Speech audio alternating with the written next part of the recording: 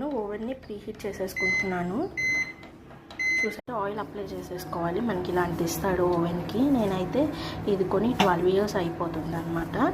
So దీంట్లో అయినా బాగానే వస్తున్నాయి. ఇప్పుడైతే ఫ్యూచర్స్ చాలా ఉన్నాయి. ఆనియన్ ఈ విధంగా కట్ చేసుకునేది. సో నేను మిగతా సాసులు కలిపి నేను పిజ్జా సాస్ని అయితే ప్రిపేర్ చేసుకుంటున్నాను. దానికోసం వెల్లుల్లిపాయలు కూడా కట్ చేసి పెట్టుకున్నాను. నేను కలుపుకున్న మైదా పిండిలో నేను ఇక్కడ చిల్లీ ఫ్లేక్స్, తర్వాత ఆర్గానో ఫ్లేక్స్, తర్వాత కొంచెం పెరుగు, కొంచెం ఆయిల్, తినే సోడా, బేకింగ్ సోడా ఇవన్నీ కలుపుకొని పక్కన పెట్టుకున్నాను 15 minutes. సో ఇలా మనకి ఉబ్బుతుంది అనమాట. Schezwan sauce, tandoori mayonnaise, cut చేసుకున్న వెల్లుల్లిపాయలు, కొంచెం టొమాటో సాస్ ఇవన్నీ స్ప్రెడ్ చేసేసుకుంటున్నాను. సాస్ అప్లై చేశాక మనం క్యాప్సికమ్, ఆనియన్ ఇవన్నీ స్ప్రెడ్ చేసుకొని చీజ్, ఒరిగేనో, చిల్లీ ఫ్లేక్స్ వేసేసుకొని ఈ విధంగా ప్రిపేర్ చేసేసుకోవాలి. అందులో పెట్టేస్తూ స్టార్ట్ చేసేస్తాను. కుక్ అయిపోయింది. నేనైతే తీసాను. సో కట్ చేస్తాను.